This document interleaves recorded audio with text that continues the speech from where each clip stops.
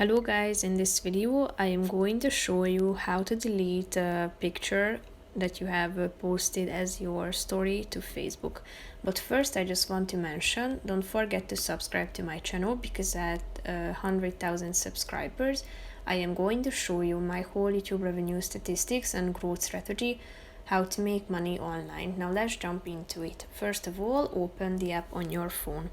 After that, click on the home button down below in the left side corner of the screen and then click on your story at the top.